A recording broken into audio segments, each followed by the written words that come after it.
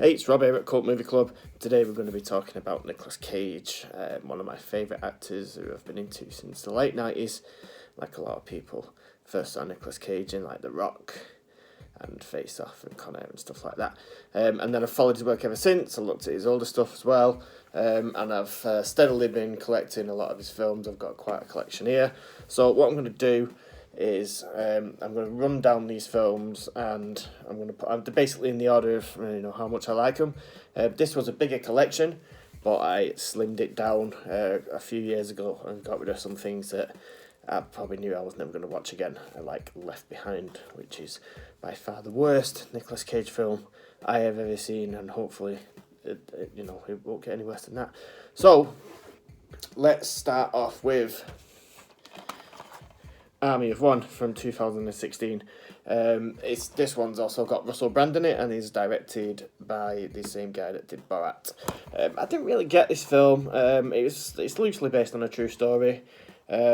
I've actually only seen it once, so the reason I've kept hold of it is because it's one of them. It was alright, and there was some. It's probably going to be one that I'm going to watch again and hopefully enjoy a bit more. It was quirky enough for me to give it a second chance, and that's one of the reasons I've kept hold of it. So hopefully it will get better. So that's that. We'll start with that one.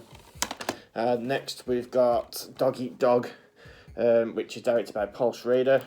Very famous name. A very famous name in movies. He obviously wrote Taxi Driver, and he did a movie in the late 70s called Hardcore, which I've just ordered from Indicator, which I'm looking forward to watching. And he's done some stuff recently which has not been as successful. This is one of those titles, so this is from 2016 also, and it also stars William Dafoe. The problem I had with this movie is it's basically a film full of villains, and there's no one to root for, and you're just watching nasty people do nasty things, which is it's one of those movies. William Dafoe and Nicolas Cage are trying to outact each other, but what happens is they just kind of cancel each other out a little bit. It's definitely an interesting film, although not a great one. So yeah, Dog Eat Dog. Well, next we've got Stolen, which came out in 2012, I think, and is basically Nicolas Cage's version of Taken. Pretty much identical plot, really. He's got like a criminal past, and one of his ex-partners kidnaps his daughter to find some money that they had from a job. I can't really remember. I've only really watched it once. It's directed by Simon West, who did the year previous The Expendables 2, which was a massive action film. And he also did another Nick Cage film that's in this list called Con Air, so that's a bit further on. But yeah, that's Stolen. It's pretty generic, to be honest. Like I said, I've only seen it once. There we go. So what have we got next? It's right, here we go. So Ghost Rider, the first Ghost Rider. This came out in, was it 2007? Yeah, it was 2007, and he just done The Wicker Man, so he wasn't really on a career high at that point, and this didn't really help. Although the film was successful, the reviews were pretty scathing at the time, if I remember correctly. I actually prefer the sequel to this one, although some people do prefer this one. Obviously, this is Marvel, but this is Marvel before Marvel became a huge movie studio. This is before they made Iron Man, so totally different. It'd be interesting to see what they would do with that character now. But yeah, Nick Cage is in it, and he's not bad in it. There's a flashback scene at the beginning with a different actor, which looks nothing like Nicolas Cage, or would ever look anything like Nicolas Cage, which is really distracting.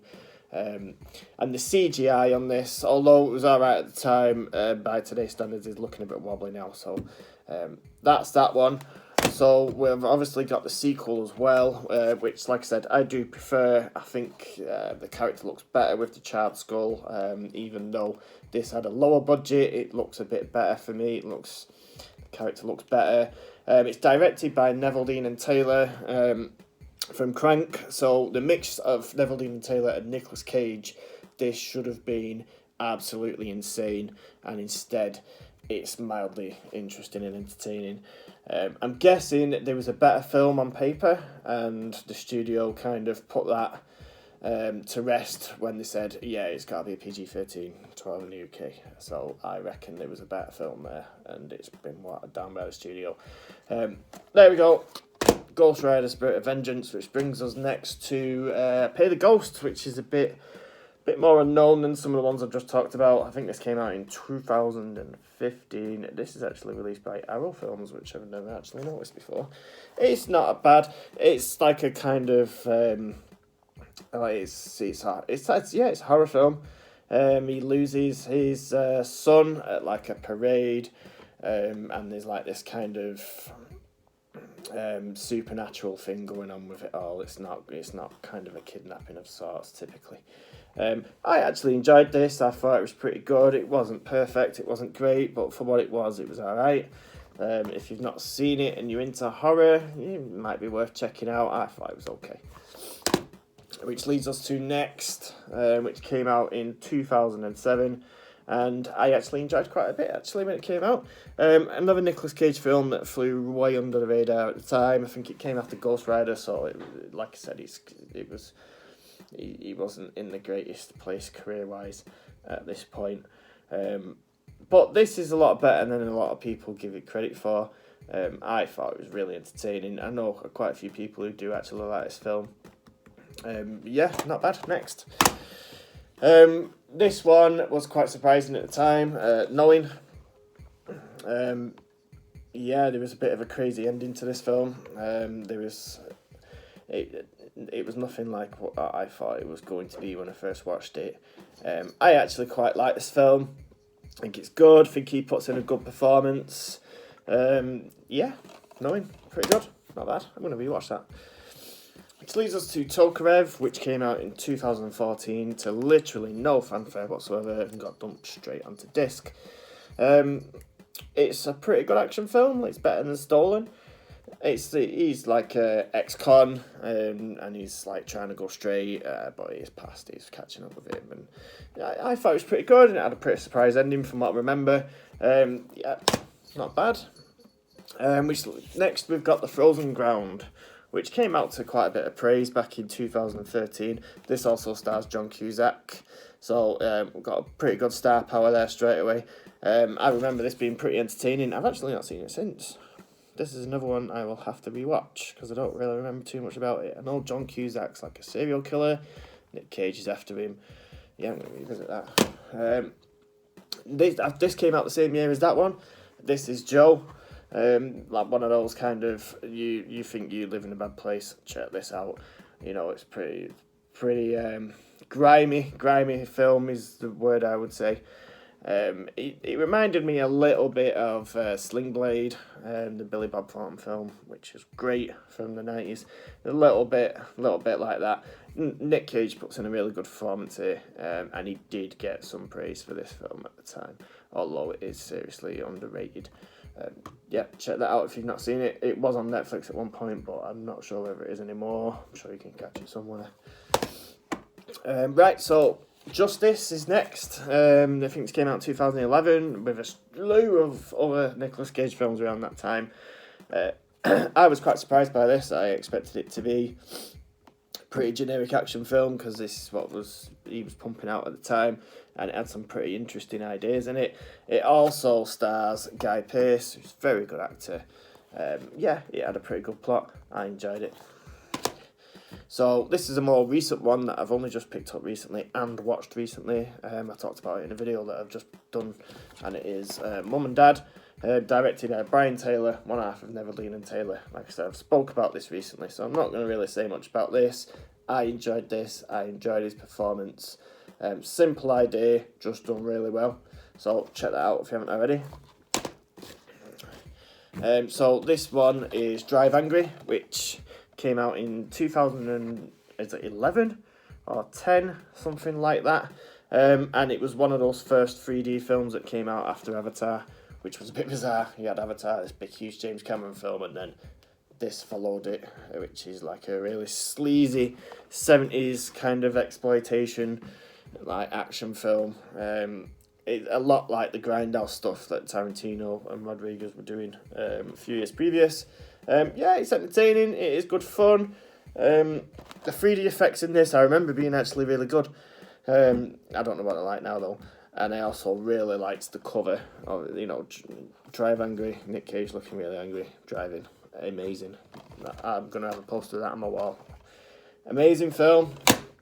But not for everyone. You've got to kind of like that grindhousey stuff to get any pleasure from that film. Otherwise, you would probably dislike it. But for what it is, it's good. Next, we've got Kick-Ass, which Nicolas Cage is only really a supporting actor for, although he does put in such a memorable performance in this film that it has to be classed as a Nick Cage film. He's playing like an old school kind of Batman character, a superhero in this film. Really good performance, really crazy performance for a big budget Hollywood film. But yeah, that's Nick Cage. That's why we love him. I'm pretty sure a lot of people have already seen this film. It's a pretty entertaining film. Yeah. Next, we have got Gone in 60 Seconds, which was a film from 2000. So this came out just not long after I'd started getting into Nicolas Cage films.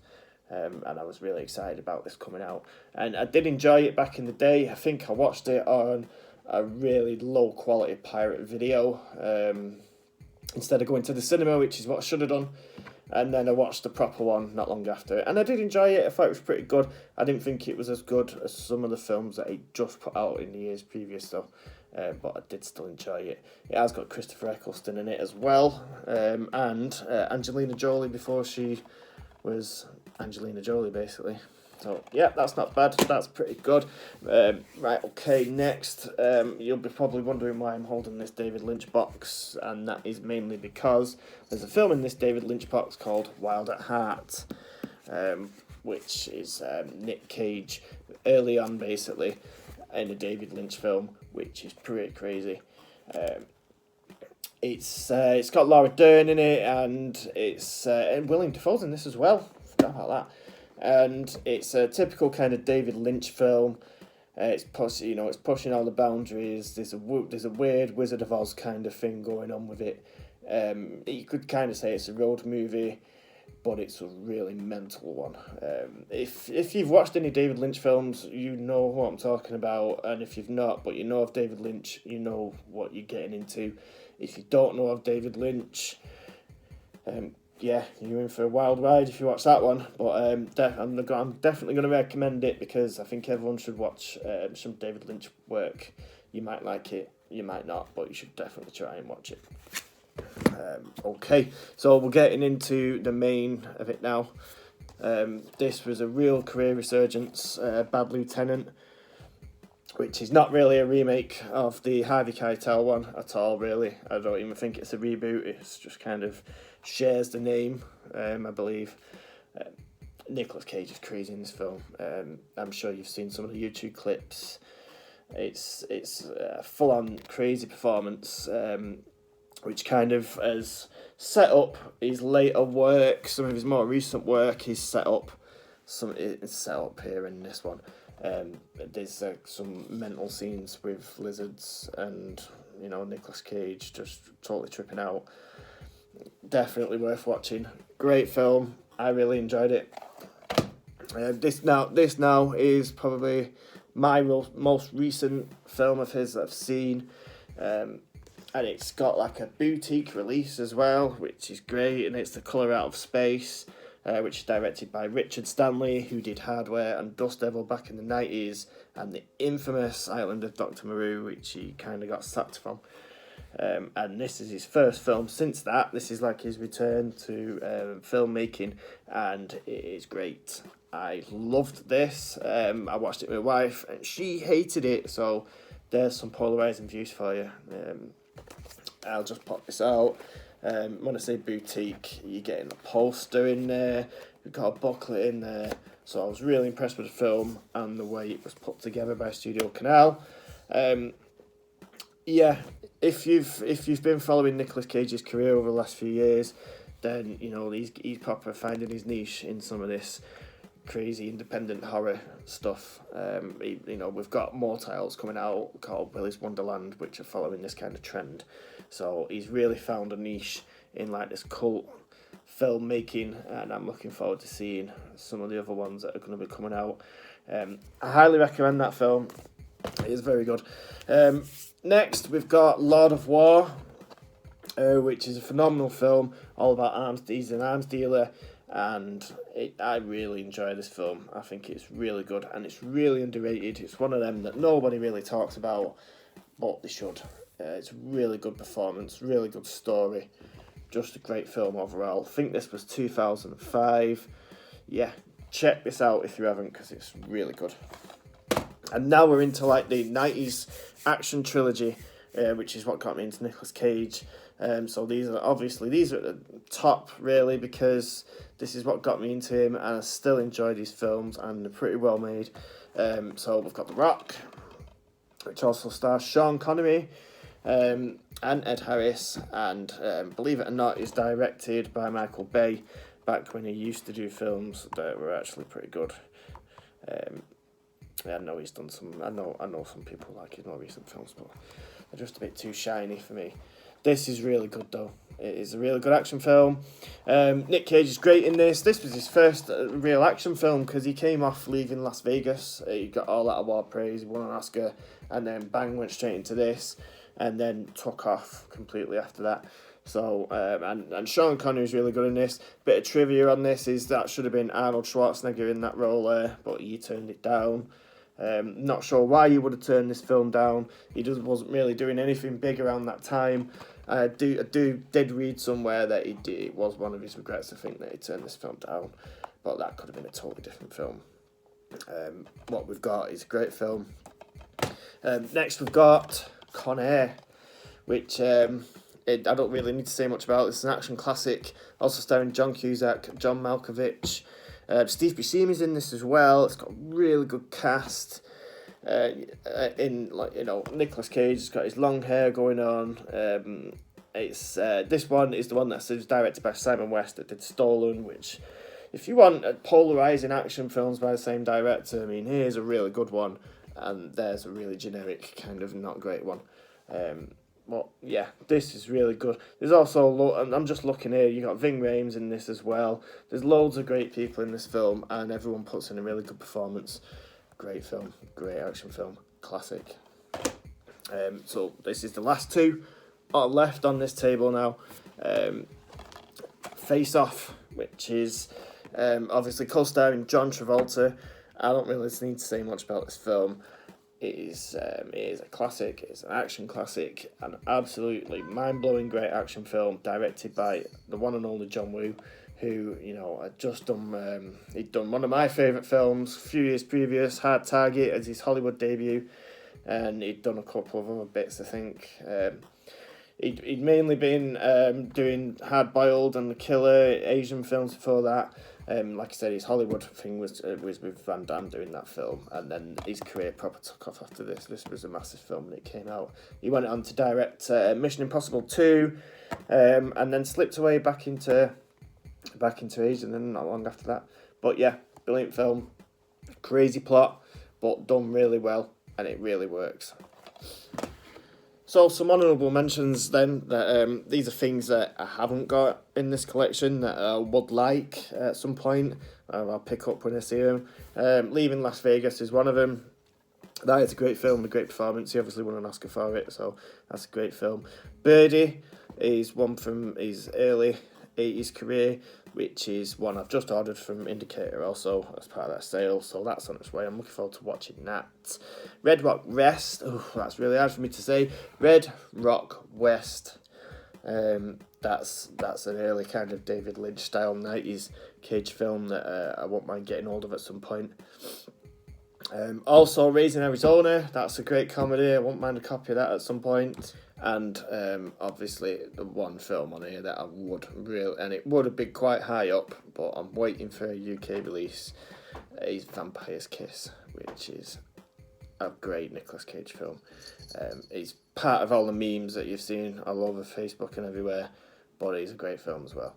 mental performance by Nicolas Cage. So yeah, that is my most wanted. And which leads me on to my number one favourite that I own of Nicolas Cage films, and everyone probably watches this channel knows what this is, and it is Mandy, which I absolutely love this film, absolutely love it. Everything about this film hit all the boxes for me. Nicolas Cage puts in a really good performance. The style of the film, the tone of the film, everything about it, I loved it. It is a bit Marmite-y. There's a lot of people out there that didn't get it or didn't like it. I loved it, and it was just so. I knew it was going to be good, but it actually blew my mind out how much I enjoyed this film and how out the box it was, how experimental it is. You know, this is brave filmmaking. Yeah, if you've not seen Mandy, I can't recommend it enough. Thanks very much for watching. Yeah, I like Nicolas Cage. I'm looking forward to watching some of his films that are coming out. I've already mentioned Willy's Wonderland. There's a film called Prisoners of Ghostland, which I've seen a little clip of that I'm really looking forward to watching. But the one I'm actually looking forward to the most is The Unbearable Weight of Massive Talent, which is Nicolas Cage playing himself, but a crazy 90s version of himself. So I can't wait to watch that. That sounds amazing. Thank you very much for watching. If you like this video, please please subscribe to the channel as well. Check out some other videos. Thank you very much. I'll see you again soon.